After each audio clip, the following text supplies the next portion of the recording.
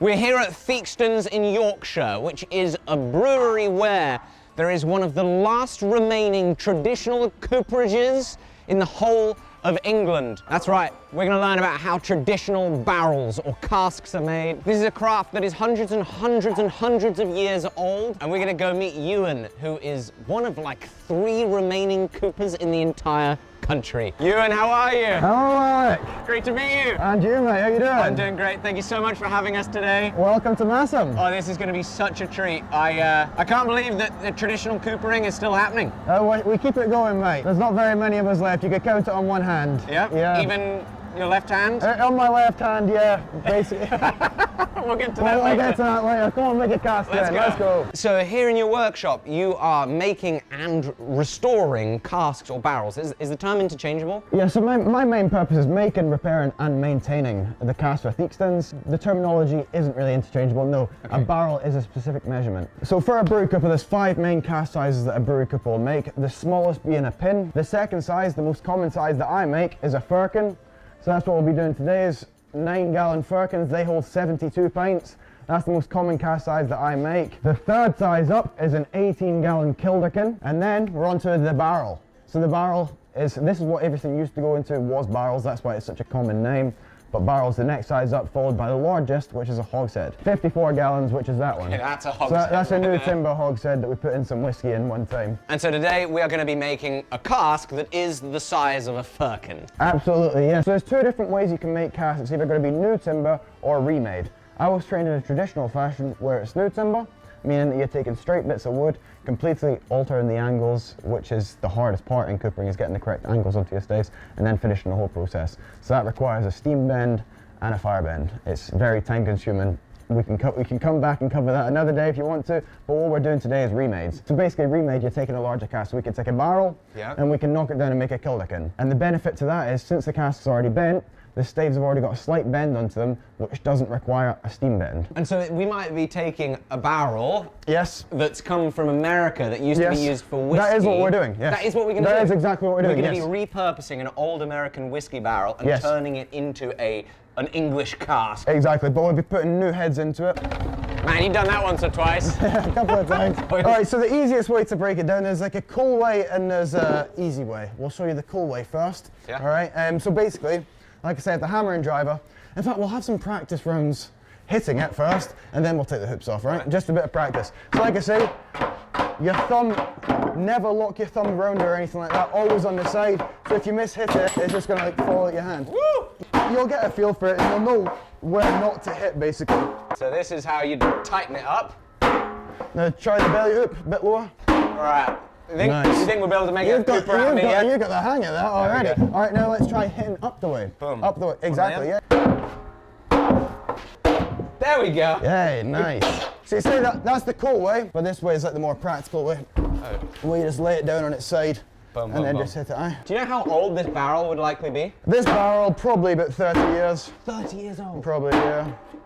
It's probably had whiskey in it 4 times. Then sell it on to somebody like you because it's no good for whiskey Exactly, anymore? yeah, and I'll just bring it back to virgin wood and it's good to go again. Just because all the flavour's been used Exactly, but I don't want the flavour. But I mean, when I knock this down and turn it into a firkin, I'd sell a firkin for about 370. 370 quid. But yes, but you've got brass bushes and stuff in there, and the brass costs about 80 quid itself, and the hoops. And the new timber's quite expensive as well. But if you were to make a new timber firkin, you'd probably be looking about 800 or 900 quid. Wow. There we go. That's it. Now you can attack the end hoop. Yeah, so that'll be full of whiskey. That'll probably get a few litres of whiskey out of this. You reckon? Yeah, we will. Look. Oh, there's still whiskey in it. Yeah. Holy crap. Do you want a taste? Not the best I've tried at the barrel. Yeah. No, and to the other end. There, almost. There we go, there we go. Almost. That's the money shot. Brilliant. Before I left to visit Ewan, I made him a gift. From seeing what he posts on his Instagram, I can see he's got tons of unique tools, and these things are not at all in production anymore. So what better thing to do than combine his trade with my trade, make him a little gift. So I bashed this thing out in the forge the other day, which I'm very excited to be able to give to him. And I also filmed it, and you can see that bonus content on my website. As you can see, it was super easy to embed the video into the page. That's just one of the reasons why we love Squarespace. Because if I wanted to, if I was in the business of selling coopering tools, I could list this for sale. If I was in the business of teaching people how to forge coopering tools, I could sell coopering tool forging classes using Squarespace scheduling. And frankly, that's not too dissimilar to how I actually got my start as a blacksmith, making and selling tools and classes using my Squarespace website 10 bloody years ago. And it's grown so much you can run email marketing campaigns through it. Of course, you can buy your domain through Squarespace. And what's more, you'll be able to build yourself a beautiful website so easily with their countless drag and drop themes and their AI tools to help you where you need it. And you'll be able to get 10% off your purchases with Squarespace when you use code FORGE at checkout, which helps them know that we sent you. And you'll be able to get a free trial by going to squarespace.com/forge. So check them out. We appreciate Squarespace sponsoring this video. Let's get back to some coopering. Okay, so we've now just broken it apart. The hoops have come off. We've got these individual staves. Exactly. And we can cut these down to length. Exactly. And shave them down. So what we're going to do now is for remakes, exactly, that's what we're going to do is we're going to chop them to the length we want, 21.5 inches, and then we'll start hollowing out the center. It smells so good. You'll usually let these dry out so that they're not wet from whiskey, and then cut them down to size. No, we want to work with the timber when it's dry. So before I put beer into this, it's dry, okay? And then I'm going to put it into soak. So them casks that you see lined up outside, they're in soak right now. So they get filled with water and a pint of salt, and that's just going to swell them up, okay? They're not going to leak when they come out of here, but if they did, they'll go into a soak, they'll swell up, which is going to make them even less likely to leak, okay? The hardest part in coopering is getting the correct angles onto the staves, and that is held together tightly by the hoops. So once you bring liquid into that, it's going to swell up even tighter, making them joints even tighter. So let's chop these staves to length. That was 35 inches. Yeah, and we want 21.5. So I can take one end off, and then grab my gauge, wherever it is. So this now goes onto the end that was chopped. All right, so that's your template. Perfect. All right, have a go at that then. And leave about 1 mil over. I left 4 mil. Boom, all right. Will that do? Yeah, that'll do, won't it? So we're going to take some staves then and we're going to start hollowing them. So we're going to pretend that we've got different staves that haven't been hollowed, so we'll take these ones that are already dry, okay? What is hollowing and why do we have to do it? So these have been charred on the inside. We don't want char on the inside of the new cask, and also it carries a lot of bacteria and stuff like that. So what we're doing now is bringing it back to white wood. So we're going to cut off all this charred material, bring it back to that white wood. Exactly, and then it'll be effectively like virgin oak at that point, okay? But you just grab your hollowing knife.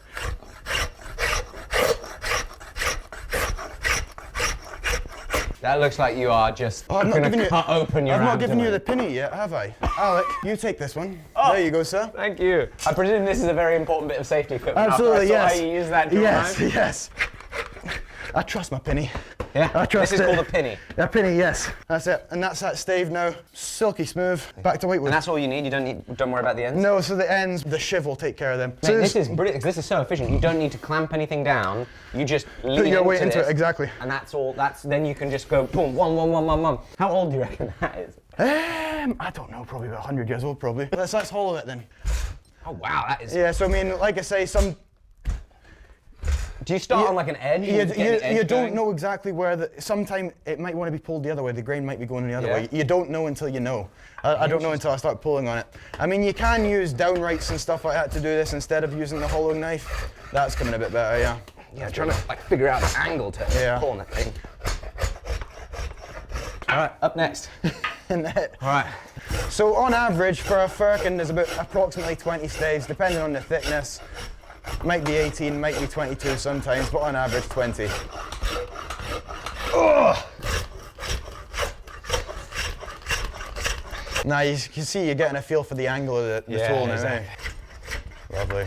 Boom! After having hollowed them, what's the next step? The next thing to do is to joint the staves, okay? So jointing. What is jointing? So with jointing the staves, basically, new timber versus remade. New timber, this is listing the staves. It's called dressing the staves, okay? So you're taking straight bits of wood, you use your axe to make a slight angles onto the staves, and then you use your planer to actually put the angles on, okay? With remades, it's a lot easier because one, the stave's already slightly bent, but two, it's already got a slight angle on it as well. The angles are for a barrel. These angles here, this cross section. Yes. This cross section is for a big, large diameter barrel. Exactly. But we're going to be making a much smaller diameter firkin, and so this angle needs to be cut in further. Exactly. And that's jointing. Yes, that is jointing the staves, yes. So what we're going to do is we're going to increase the angles onto it, but then every second stave, I'm going to start tapering. So I'm going to take the back 4/4 off each stave. Because of course it needs more taper. It's going to increase, exactly, and it's going to increase the pitch. The pitch is the belly, the curve of the cask. So obviously the traditional way of doing this is with the hand jointer. That was what I'd do in the apprenticeship and stuff like that. When you're doing this at scale, it just doesn't make sense to, I mean, you'll see shortly how much physical work that goes into making a cask. Yeah. So I mean, I'm trying to mitigate as much it. as you're trying to be traditional, like you also want to get the job done. It needs to make sense, and I need to keep myself, keep my hands and stuff and work in order. I mean, it's a very physically demanding job. Like people might say, like, oh, it's a bit easier making remeds and stuff. Like, come and do it day in, day out and stuff. Like, it's an incredibly physically demanding job. You said you want to keep your hands in working order. Unfortunately, you paid a price. Exactly, but like I say, a few months ago. I always knew as I was coming in. They say you're not a proper cooper until you cut to the bone 3 times. So it was just waiting to happen, wasn't it? And on what machine did you do that?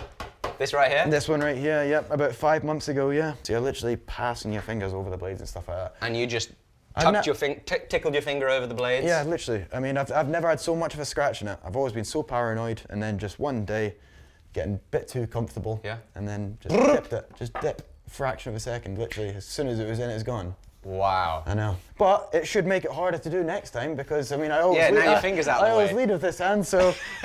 Yeah, that'd be bad to put your finger in there, wouldn't it? So as you can see, it's pretty rough. That was the angle that was set. So all I'm going to do is literally just tip it over, just to fight it a little bit. Wait, you don't have a jig for it? You just do that by feel? No, it's all done by eye. You're changing the angle by eye to and feel and experience. Make a cask that is going to be watertight. Yeah, but this works by eye and it is watertight. Yeah, but that's the thing. When you raise it, if you see that the angles aren't correct, you just go back, alter the angles, and it'll be all right. So now I'm going to be putting the angles on. So that's 1 corner. 2 corner, and it should come back, measure back up, and it should still be accurate. And that's it, that's 1 stave done. Let's grab another one. So what are you looking for here? Just to make sure they marry up. I have, a lot of the time I'm really keen to get on the equipment. I actually have zero desire to do this. So this is after hollowing and before jointing, and this is after jointing. So you've taken this angle on the cross section in a little bit, and on every other one, you said you've put every a little second taper. stave, yep, every second stave. Every second stave has a little bit of a taper. From that to that. Ignore the width, because the width is variable. There is no width measurement, it's all about angles. Next up, we're going to raise the cask, which is taking all of our individual staves and standing them upright without dropping any. You see that? Yeah. Like, this is a bit fiddly. It's nice and easy on firkins and stuff like that because they're already bent. But basically, your leg is the anchor. And all you're doing is grabbing the staves and feeding them in. And as soon as it comes off your leg, the whole thing goes. So they're all pressing through each other back onto your leg. You get what I mean? No way. That's freaking crazy. So when you're getting close to the edge, you start lifting the hoop up and opening up the gap. Okay. And how do you make sure that you have the perfect size? Okay, like the perfect diameter? So a firkin is going to get raised into a 14, okay. a 14-inch end hoop. So when I put that on there, I know that's raised to a 14. But so, like, do you have to cut the width down of these to make them fit that size? Yeah, I mean, otherwise you can just grab another stave and replace the stave. Oh, so you just like pick and Yeah, so you can mean if this was too small, for example, I'll just grab a bigger one and put it in to increase it. Right. So the raising, let's get you to raise the cast in, Alec. Okay, so what you're going to do is, you're right-handed, aren't you? Yeah, I'm left-handed, so you'd hold it on your right, you lock the stave in place on your leg, and then grab another stave, press it into the first one, which is pressing back into your leg. The hardest part is getting started. And then once you've got a few in, then it gets a bit easier. So these are all different sizes just based on the fact that this is quarter sawn oak. And so they get whatever they can get out of the cut. Exactly. And you end up with a different sizes of stave. Watch it on your leg. Oh no! Doing good though. Like when I have days with the cooper and stuff like that, most people can't do this. How old were you when you started? It's just before my 18th birthday. And this is like, so your career has been an apprenticeship as a cooper. Yeah. Into being a cooper your whole career as well. Yeah, that's all I've done. Yeah, that's all I know. I'm gonna be very disappointed if I drop it at this point. I do not want this to fall. Look what. I think that'll go. Look, we're so close. Don't you dare fall now. Woo! First time! Hey, Let's go! Success! All right, what's happening now? We are going to size and bend this cask. But before we do that, we're going to get the fire lit. So even though these have already got a slight bend into them, if you try and cold bend them, they usually just break. You'll end up with a broken stave or two. So that has been raised into a 14-inch hoop. This hoop is 14 inches in diameter. Yes. So what we're going to do is, we've already raised it to 14. We're going to get this belly hoop a bit tighter, replace the end hoop, and then start sizing it, okay? When you say bent, you mean getting this other end? Yeah, exactly. So we need inches? to close this end in. Yes, exactly. So we're going to get it a bit tighter, put it onto the fire, leave it on the fire for about 15-20 minutes. At that point, it should be warm enough. We'll feel the heat coming through the staves. At that point, we can bend it. Wow. So there's no steam at this point? No, It's there's no just a little bit steam. of That's the warmth. thing. So there was steam when this was initially made. There would have been steam to put the initial bend onto the timber, but since it's already got a slight bend onto it, we just have to apply heat, and that is Sweet. enough. Okay. Let's get the hammer and driver then. Start getting that belly hoop tight.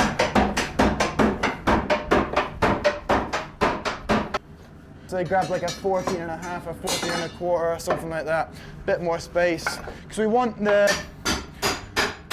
the chime like available to work on. What is the chime? The chime is this end piece here. The chime is what holds the head. So the chime encompasses this whole part. So it's a sloped edge that you do with an adze.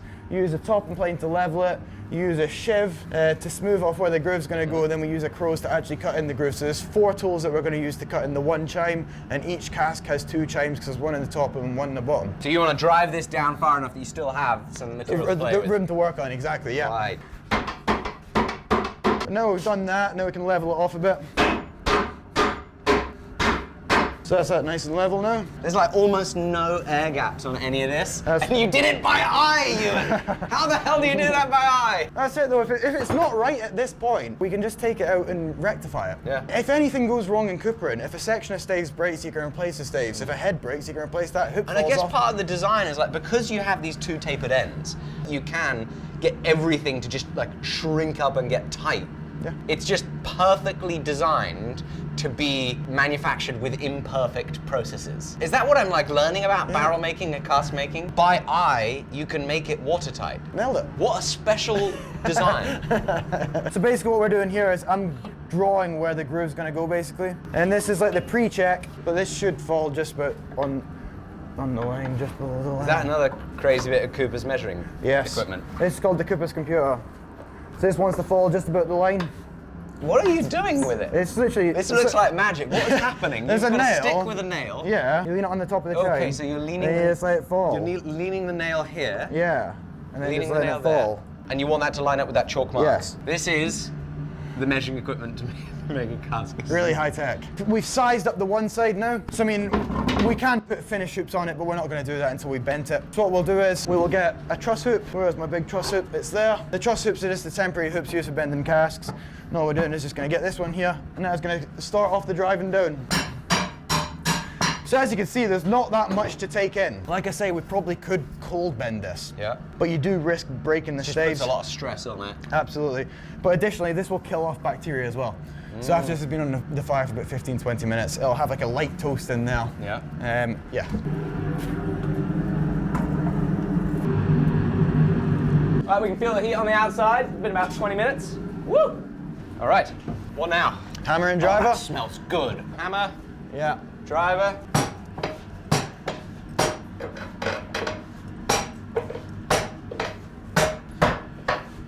Nice. Hopefully this fits. So start tapping that one gently.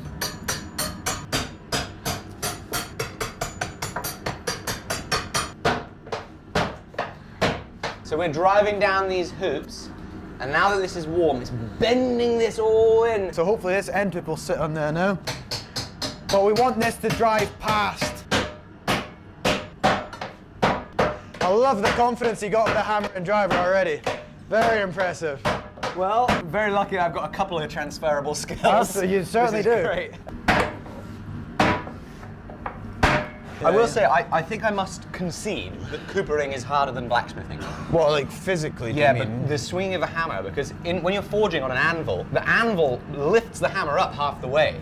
Oh, I guess the you're rebound of the anvil, right? Whereas here, because you're dealing with hammering a wooden tool onto a wooden object, that hammer comes up to here after a hit, you know? That's it. It absorbs all the energies. You have to really pick the hammer back up. Blacksmithing's easier than coopering. Right, so we'll get that catch onto the other side now. Hit that off. Hit that off. Trouble is, you're stuffed if you want any more of those sizing bands. Yeah, I mean, you could get them made, but they're not going to be the same, are they? Nah, it it's won't not have gonna the, be it won't good. have the history, it wouldn't have the Lightfoot stamped on it, would it? Yeah, no. I know, that's the trouble. That, No, they're all truly... these sizing rings, they still have, look at this, Jamie. They have the original toolmaker's Lightfoot stamp on it. You said some of these are from like 1909? Yeah, 1919 we bought Lightfoot Massum, so all before that. I don't actually know when they could be 150 years old for all we know, 100. Incredible. I don't know. The truss hoops, the actual truss hoops are quite thick, okay? Yeah. The next thing we knew when we're working on the chime is putting it in this bucket. Okay. They wouldn't sit in the bucket very well if the truss hoops were on the end, whereas when they got these hoops on the end, they sit flush. But we call this a ketch hoop. Ketch hoop. Ketch hoop. So when you're working on the chime, it's called a ketch hoop. Where does that come from? I don't know. I mean, a lot of this stuff's like Dutch. I don't know, like all the names like Kildicken, Firkin, and stuff like that. It's like Dutch apparently, so I don't know. And what's this tool called? Driver. Oh, well. And that's the shoe and the ring. So I mean, with the driver, you've got the shoe. The shoes are incredibly old. Like that's the hallmark there. What I think is super cool about this is it's got this ring here to stop it continuing to split. Exactly. Yeah, yeah. What do you reckon a full metal one would be like? Someone put that I in a think it'd comment. probably sing. It'd also be pretty heavy. I think they're probably on a winner here with the wooden handle. I mean, it's the way we've been doing it for hundreds of years, so they must have thought these things through. As much as we'd like to reinvent the wheel. Some things don't need changing. That's it. Lovely. Look at how bloody tight that is, Jamie. You're seeing no gaps. Oh, but check that out. The wood is actually under so much pressure here that it started to split on the end. That's crazy. The amount of force pressing into this wood that it's splitting. Right. So now we're going to start cutting the chime. Cutting the chime. So we've got to do this for both ends.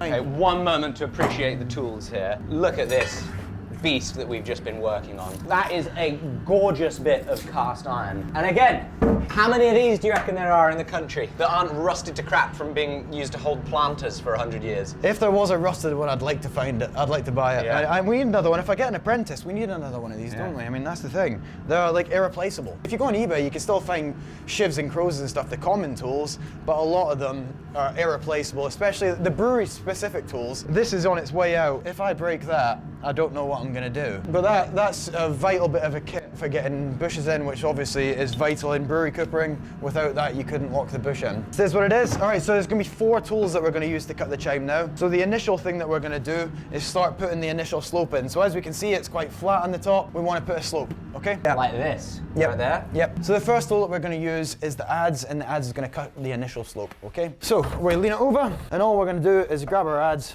and start chopping.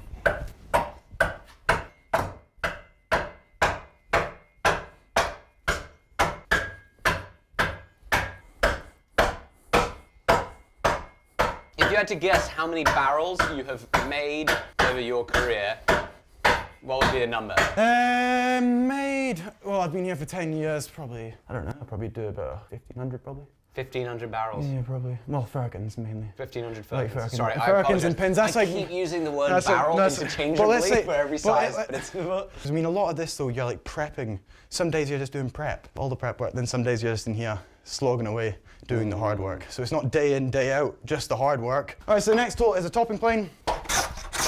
And all this is doing is leveling off the top. All right, so let's test that just to see if it's level. Checking for wobble. Yeah, that'll do for me. So this, one side's for a firkin, and if you flip it over, that does a pen. Perfect. Yeah, good idea, isn't it? All right, maybe bring it a bit more there, and you're going to start cutting that part there at this angle here. Okay. Okay. It's pretty hard. It's a hard tool to get the feel for as well. Like you almost want to. Oh yeah, yeah. Oh, hello. Yeah. Yeah, like a lot more like this. Yeah. I'm trying to do this, but that's not Yeah, no, that'll dig in too much. Yeah. It's almost like you want Scraping it. the back of it to. Yeah, the back needs to like glide on the Yes, surface. exactly. That's the one. Yeah, this is where this really becomes a technical skill. Yeah, the bladed tools are the hardest part. Wow, I'm just making an utter dog's breakfast out of this, Ewan. It's how I started. It's how everyone starts. It's just literally just have to get a feel for the tool. Just keep going. I mean, you've done it for 2 minutes. You have to do it for. It's a 4.5-year long apprenticeship to learn to be a cooper. Oh, that was almost good. That was good, yeah. I got a few good hits in there. It's just it's not something you're going to pick up in 2 minutes. It's not. This is very hard to line this up. There is some serious skill and muscle memory to be earned before you can be efficient and neat with this technique. All right. Would that get me kicked off an apprenticeship, Ewan? Well, you got to start somewhere. I heard that pause. You heard that pause, Jamie. I'd be out of here. Like, pack your bags, son. I know you're not good enough. If I can do it, I know you can do it. And believe me, I started off the same. It's just one of them things. It takes a while to get the hang of it. I mean, I don't think I can save that. To be fair, I mean, I can try. Did you say you don't think you can save it? I mean, I've got an idea on how to save it. That's not necessarily traditional. Let me try and save it a traditional way. Let me see. I screwed it up that much. Let me see. Look how much smoother that surface finish is after every strike with the adze. Incredible that you can be that precise with that tool. That is not easy at all. You've improved that. It's a lot better. It's a lot better.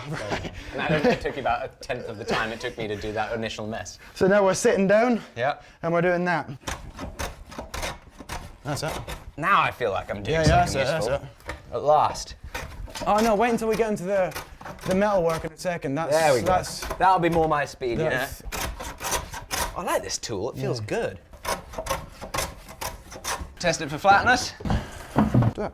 I mean, it's pretty good to me. All right, so the shiv, metal plates on the top, same again. That's what's going to sit on the top of the chime that we've just cut. All right, and then this has got a planing tool in there. So all this planing tool is, you see how it's all stepped? Yes. This is going to level it all off. So we are going to smooth out this funky inside. Exactly, the black part will be gone after this. Oh, which is why we didn't have to worry about this exactly. so much when we were doing the hollowing earlier. Exactly, so the shiv takes care of that. Do you know what came first, the cooper's shiv or the inmate's shiv? What's an inmate shiv? Oh. Okay.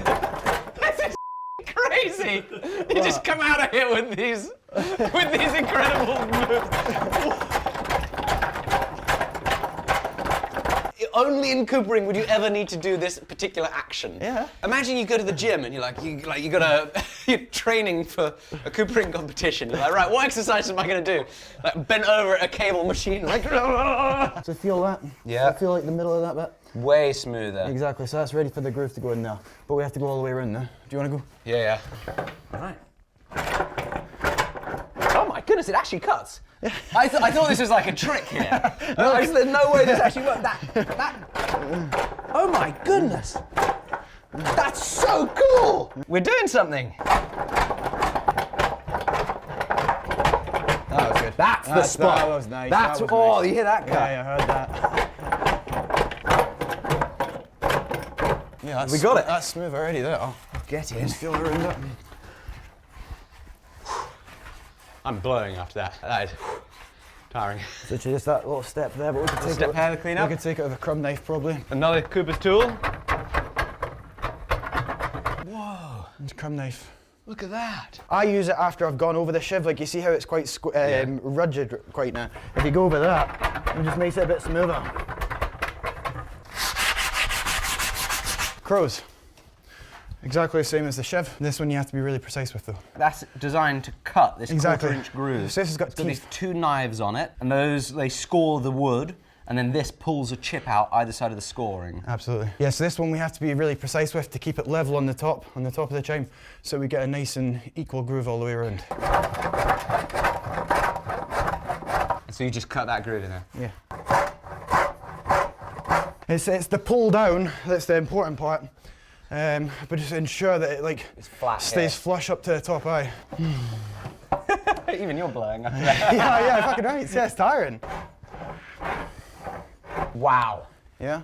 That's utter crap what I've just done. So you see how you're holding it on that point? Yeah. I hold it at the bottom. Okay, At you the don't bottom. wrap the crap out of your knuckles? No, you grab it at the bottom. Oh yeah, there's tons of space for the knuckles.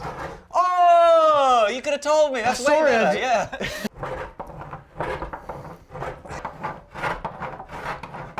A lot of the time when people, find out I'm a blacksmith, they're like, oh, you must be really strong from blacksmithing. And my default response is, well, no, I try and use machines as much as possible. And I generally don't believe that the strength that you get from work ever really has any transferable value. But I feel like this might be a different story. Physical. This is how it works. It's physical. I'm noticing the grip strength on a lot of this stuff is way more than I'm used to in my workshop. I'm not having to grip tools. I mean, I can't really compare. I mean, this is the thing. You try a bunch of different things and stuff. All I know is really coopering. Yeah. We've cut the chimes and the grooves now into the cask. The groove is there. This is where the head is going to sit. Exactly. Right? And we've done that on both ends. Both sides. Both sides are now chimes cut. So what we're going to do now is we're going to take off our truss hoops and we're just going to clean up the outside. This is just to make it look pretty. It's also going to smooth it off and make it a little bit more round. And then we'll get the finish hoops on it. Okay. Dude, this Massam stamped that truss hoop, that tool from the early 1900s. That is this town, and this was made right here, presumably for the coopers over there. Yeah. See, this is what I love. There is a blacksmith shop here 120 years ago, making tools for the cooperage that would have been here 120 years ago, for the brewery that's been here since the 1800s. Yeah, that's it. History. History. Living history. So, do you want to take the end hoops, take the truss hoops off? And they'll lift. All right, so now using a tool called a down, right? Beautiful. It's like a spoke shave. Yeah, curved blade on it. A little bit of a curved blade on it. That's right. All right, I should probably start building up a sweat, shouldn't I? Yep, let's go. But this is good though, because you can also check for broken staves and stuff like that. Oh, that'd be annoying, At this point, yeah, it would be. Come on now!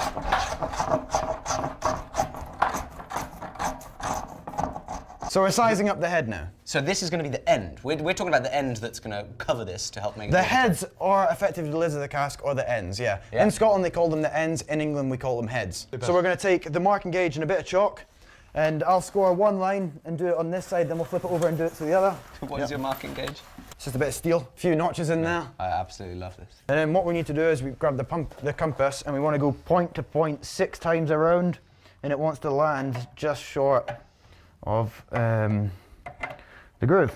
So that's far too small there.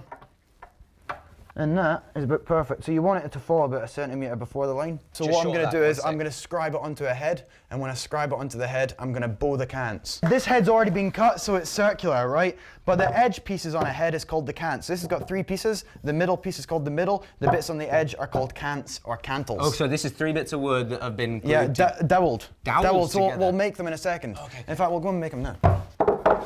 So this is a head. The head is going to be held together by dowels. We're going to find the center and then scribe it, okay? And then once it's scribed into the timber, we're going to draw the lines for the dowels. This is the top head, so the top head's got a wider cant.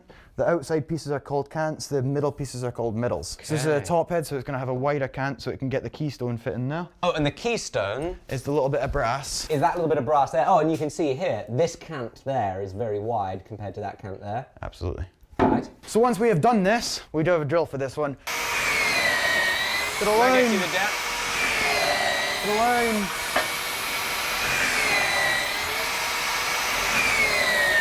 And that whole system is held together with zip ties. That's incredible. It does a job though. Zip ties are a wonderful thing. All right, so if you want to do this, Alec. Yeah. So basically, just line them up to the one that's on the bottom now. Wow. Oh, that's perfect. Yeah, that's it. So just scribe it in. We'll properly scribe it after we put it through the planer. Chalk. Tight on the cants and then open them up a bit more in the middles. Like that? Perfect. And then drill them. All right, so this stuff here is called Norfolk reed. It's Norfolk reed? No, it's not called Norfolk reed, sorry.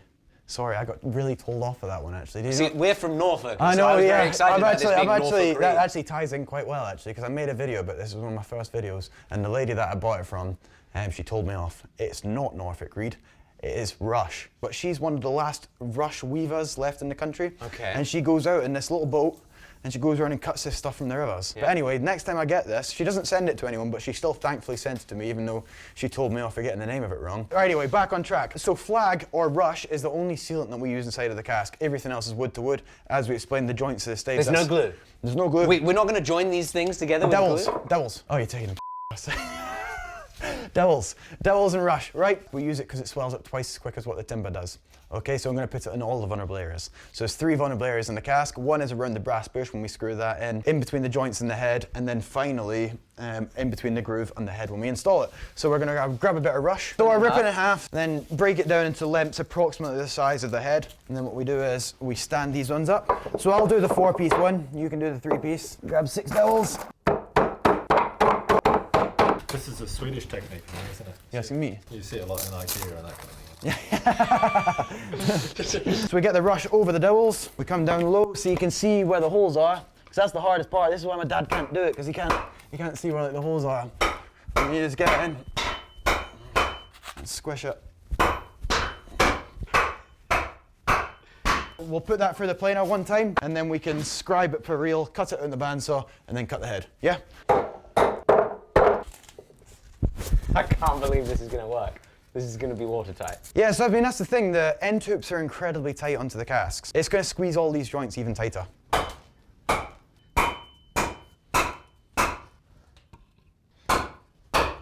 right, let's go and plane them.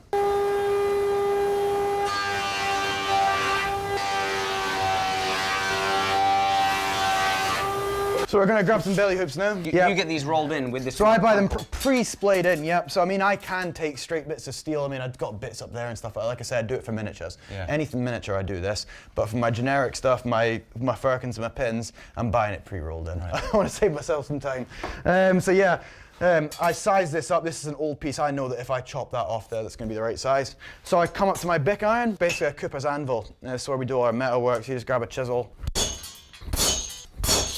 And you just split that. And then once that's done, we want to make it a bit of a tighter circle so that it sizes up better. So we just put some weight on. Oh, you should do it by hand? Yeah. All right, so I'll do the one belly hoop and then we'll flip it over and you do the other one. All right, so we'll pick this as the bung stave. That's a nice bung stave. So when we come here, we want to come quite high. This is where the rivets are going to go. So 1, 2, 3. And then we grab our rivets and you come over to the back iron. We're there. Wait a second, you haven't drilled anything. I know I haven't. You're going to push the rivet straight through the steel? We're going straight through, right. You're right. kidding. So we're there, we'll line it up. You're joking! Lovely, and then you just marry the ends up.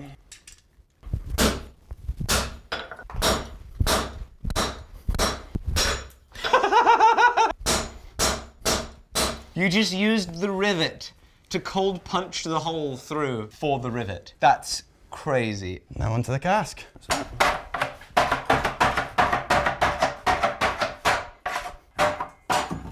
So now we can get an end tube on. All right, so end tube is exactly the same, but we grabbed the smaller bit now.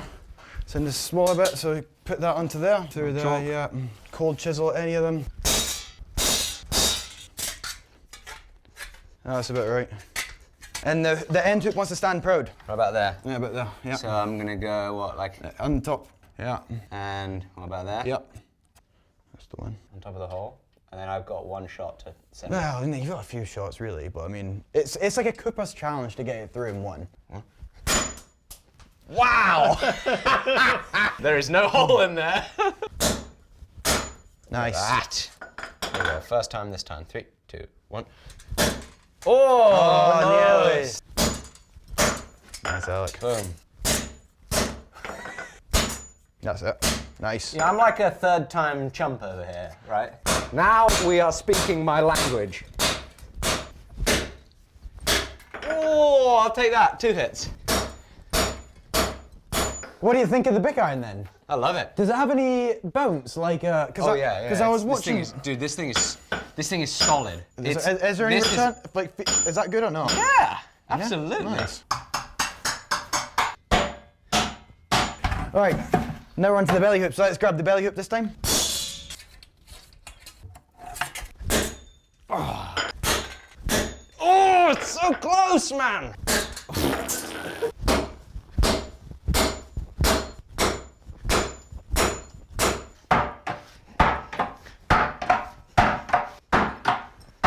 That ketchup can come off now, just hit the rivets. Boom! Oh, so close. My last chance. Yes! I did it!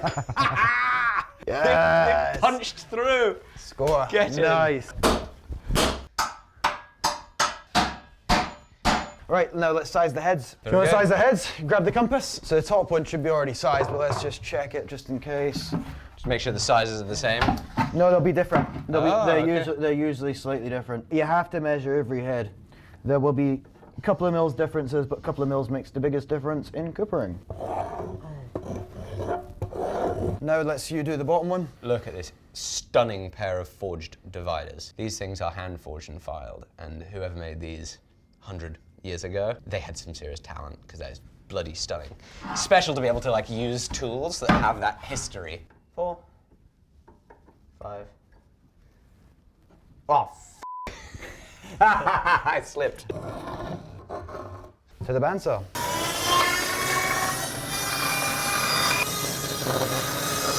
Oh, you intentionally go outside the line on the edge boards. Yeah, and that's what's going to squish it in. So it's more oval shape.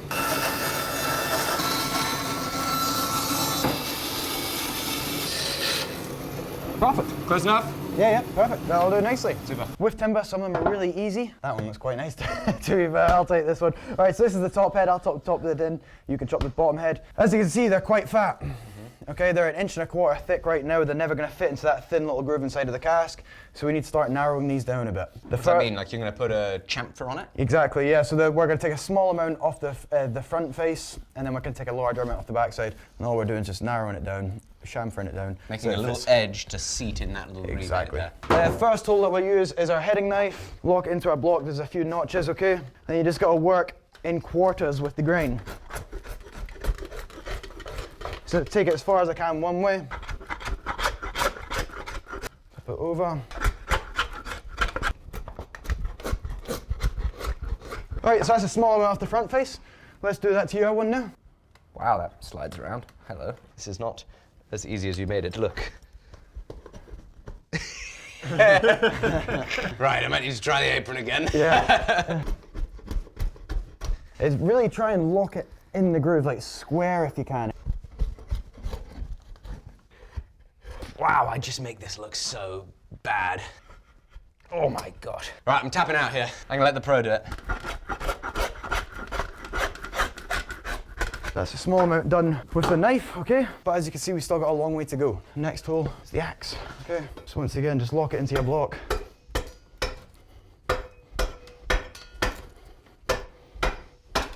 Incredible. So I'll take it as far as I can this way. So once you've taken it as far as you can one way, as far as you can the other, and now we start chopping down over, okay?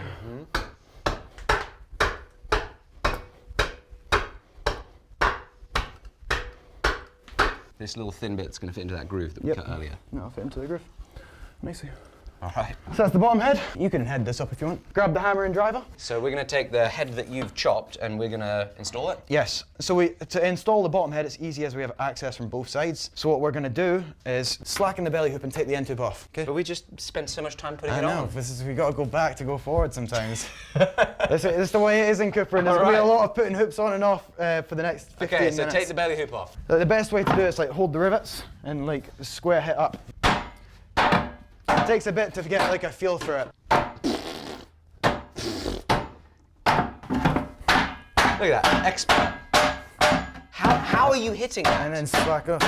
I don't even know really. You can't understand how ridiculous it is that he is hitting the edge of that band. Right, so then we grab a bit of rush. You don't need to rip this open and just feed this into the groove. So then grab the head that we've cut and hit it in. Aha, it's like a manhole cover. Now flip the cask on its side, grab the head from the other end, and then stand the cask back up. Edges it lined up with a bung stave. Hey, that's pretty good, that. Is that in line with the bung stave? Did you do that intentionally? Oh, don't you know? My last name is Cooper. That's exactly what we wanted. All right, so then grab the back of the hammer and hit it with the shaft of the hammer. Oh yeah. That sounds about right, yep. And then just start tightening it up gently, just gently to start with. Hello. great. And we're going to grab a bit, grab a chintz. Grab a what? Chintz. Now, what is a chintz? Well, we'll have to find one, won't we? All right, so we got a little chintz here. And that was it. Plug a roll. Oh, that's it, just stabbing back in the groove. Well, I think that's about a perfect opportunity for me to go get something from the car for you. All right. At last. Yeah? Alrighty. At last! Here's the chintz that I made no for you. way. Hey, good man. I didn't really know what I was going off at. They're probably a little wide for this. I don't know if that's... Does it do the job? That works nicely, that does that. Thank you very much. Does that do the job? Thank you very much, I appreciate that. Thank you. That's very cool, that. And that's your maker's mark, that's is it? my maker's mark. Hey, fantastic. Chuffed to bits of that. Thank you very much, man. Thank you Cheers. for having us. Thank you. All right. That is the bottom head installed now. Let's get the end tube onto it. Even here, I can see why you want a hammer with a really extended face. A bit more space compared to a blacksmith's hammer. Yeah. Because like the distance you are here to like chopping your fingers Exactly. off, that is a big safety measure in the design of one of these hammers. Like this does not look like a blacksmith's hammer. We often quite like short hammers, but here, kind of as we were discussing earlier, yeah, you want that long. So let's find the center, so let's get the marking gauge and a bit of chalk.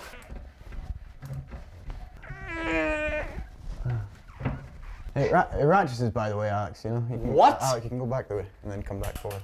You're joking! I should have told you that. Sorry, It's shouldn't I? so much Sorry. easier. Sorry. Is this a joke? Like a prank here? No, just keep on shaking it until it comes out. Be a bit more aggressive. There we go. So putting that hole in there is going to help us get the top head in place. But we've still got the top head to chop in. We're going to go back to that whole thing, don't we? Yes, we do. So, yeah, we'll lock it in there. Just focus on getting it locked. You have a feel for it being locked in place.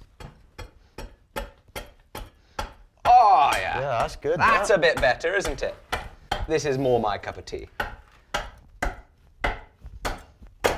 Right, it's difficult, but I'm having more success than I was having with that draw knife earlier. No, you're doing really good at it. You know, this is...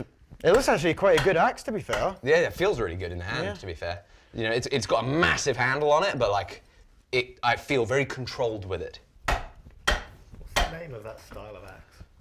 A Cooper side axe. Oh, it is literally a Cooper's axe. Yeah, it's a side axe, so it's got like an offset blade. So in theory, you shouldn't chop your fingers off. I'm really impressed, honestly. That's the best I've ever seen someone do with an axe.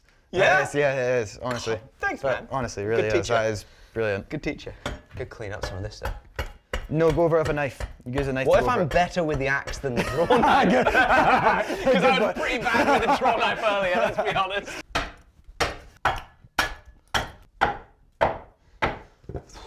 All right, that was it. Last blow. A bit uneven. I will let the pro. I'm impressed though, honestly. Get that ready. Yeah, first time using an axe, it's impressive. It is. First time using a Cooper's axe. Absolutely. I've used an axe Yeah, once or good twice. point, good point, sorry. Nice. Dude, the forearm pump, I know. so much respect for your job. This is incredibly hard. So remember when we had the Cooper's computer out? Yep. And then we said that's not the definitive, that's just like a gauge to see if we're on track, which we were. Now it is the definitive test to see if we have made this cast the correct size. Got it. Okay. Got it. All right. Otherwise, we won't be shortchanging people beer. Exactly. So you grab your calipers, so you drop it in, you come here. Okay. And it wants to fall just below the line. Right there. Oh, a little bit inside the line. That's pretty, that little bit inside the line there. That looks pretty close, doesn't it? Oh, a little bit below. A lot bit below. This is the averages though. This is what I'm saying. So you see how it was a little bit high there, now it's lower there. We'll come here. See, let's go like 6 times around. Perfect. Yeah? A little bit high. Perfect. Perfect. A little bit high. A little bit low. Overall, I'm happy. Overall, I'm happy. I know that if we were to fill this up now, that is going to be within a pint either side now. That's amazing. Yeah. That's pretty cool. Literally just that, yeah. Right, so let's install this head now. So we've cut the top head. What we're going to do is install it. So we're going to grab the heading nail, and this is where the keystone's going to go, so it doesn't matter that we're putting a hole into it. So hammer that in there a few hits, and then spin it in. Don't worry. Ah! Feels like it's going to split. Couple more. What about that? You're making me nervous here. Yeah! And then we just spin it in, okay? And once that's spun in, we're gonna come up to our cask, slacken the belly hoop and take the end tube off. It happens. That should do it, yep. Pop the head inside. Before the reed. Yep. It's not reed, it's rush. My bad. Yeah. Got the bung hole here, and the keystone is going to be drilled over that. That wants to be opposite. Okay, so from here, lift that up into the back. Yeah, and then using the heading nail, try and lift it up in line with the bunghole. I mean, that's going to drop, unfortunately, but I mean, we can tighten that up a little bit. Ooh. All right, that'll do it. Now, I think, now grab the knocker-upper. Do you know the knocker-upper? Nope. This guy. This tool is the knocker-upper. It goes into the bunghole. Look at that thing. And then just use this just to tap the edges in. Yeah? Wow. Wow, you can hit everything with this. Lovely. All right, let's tighten it up and see how it sits. Yeah? Yeah, let's tighten it up. Take the heading nail, and then use the chintz to poke the brush back in, and then we'll see where we sit. This is the freshly forged chintz. All right, so grab the knocker-upper and give it some really good hits Into in the there. hole. Yeah. And we're aiming at this side. Yeah, Yeah. absolutely. Take her in and get the end tube on. Right, a little bit further down on these. Yeah. I mean, you can box it in a little bit. Boxing it in is just this, where you just grab like the hammer and the shoe. And you just, Wow, what is that move? that just like locks it in. And then we know it's like fully into the groove. And you can hear it like starting to get a bit more high pitch now. By the time we've got these hoops down, it'll be ringing. And the higher the pitch, the tighter the cask, which is what we want.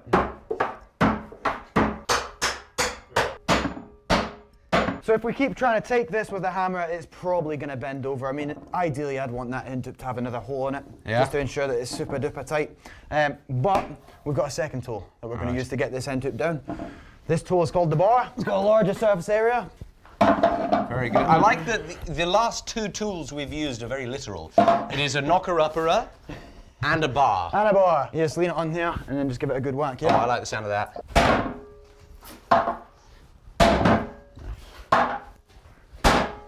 Woohoo!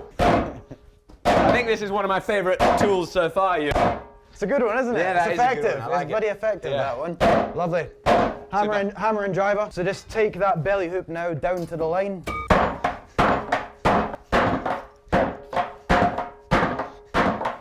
What we've done to one end, we have to now flip over and do to the other. Right,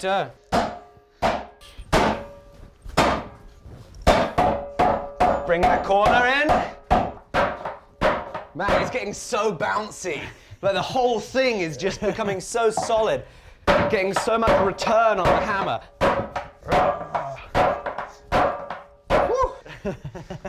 Nice. Fair play. All right, let's get the brass push in.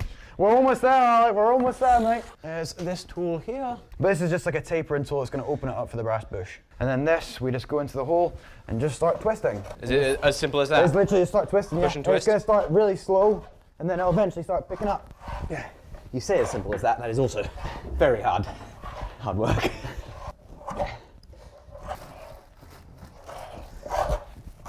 We grab a bit of rush, and then when we wrap it around the bush. OG PTFE tape. Absolutely. So that goes around there. PTFE tape if you're in a hurry.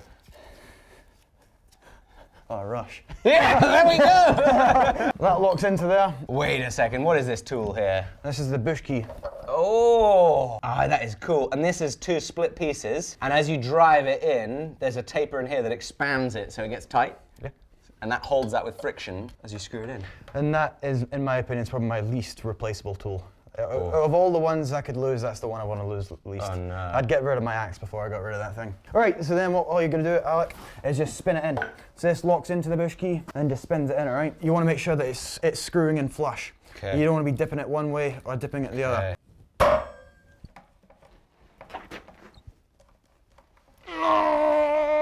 Then next, it is the keystone. So we grab a bar and put it into the bush. I'll lock it in place now, and then we grab our ratchet bracing bit. Then just take it there. Thanks, sir.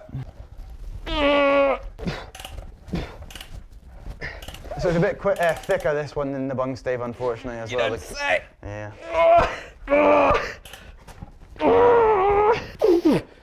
You're joking. It's a bloody prank, isn't it? Let's go in, let's go in. Is it really that hard to control it? Have a go. Is it actually? Yeah, have a go. You did the hard bit, Alec. Yeah. It's like opening it's like opening a jar of pickles, you know? That's it, just ram it in and out until it comes out. That's it. Let's grab that. Oh, you were pink in the face there, Jamie. Yeah, but not you were huffing and puffing. And Oh, get out of here. Right, so now it's just a little keystone auger. You could say that this is the key point in You could say so. the cask You could, making. yeah. That's got to be done. Their auger makes the groove for our keystone, which gets installed after we brand it, paint it, make it look beautiful. So we don't get paint on the keystone. Aye, that is just so cool. What? It just rolls that easily. Yeah, designed to be rolled. No! Get out of here with that! Yeah, Another genius of the design of the barrel. On end, unbelievable.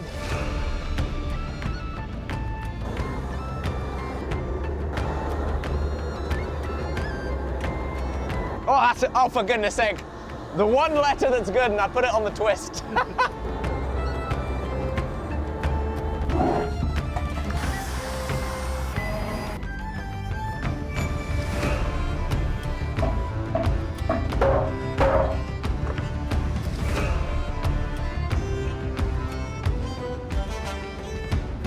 And with that, that is all the stages of making a watertight cask.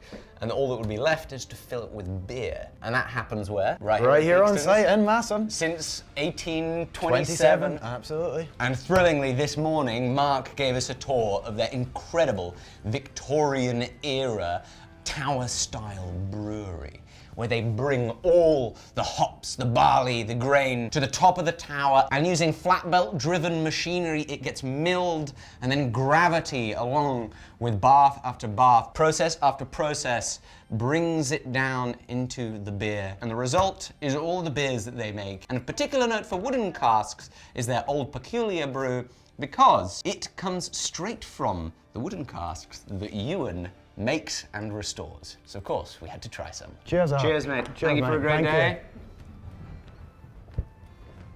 day. That is delicious. It That's is. delightful. It really is good. Thank you so much for an problem, mate. amazing day. Thank you so much for sharing your craft with us. I hope that you all go check out Ewan's Instagram. It's phenomenal. The behind the scenes of the craft of coopering. I've got so much respect for what you do. Thank you also to Theakston's Brewery. Be sure to check them out if you're in Yorkshire. And please be sure to check out today's sponsor, which was Squarespace at squarespace.com/watch. Build yourself a website with them. See you very soon. Bye-bye. Cheers.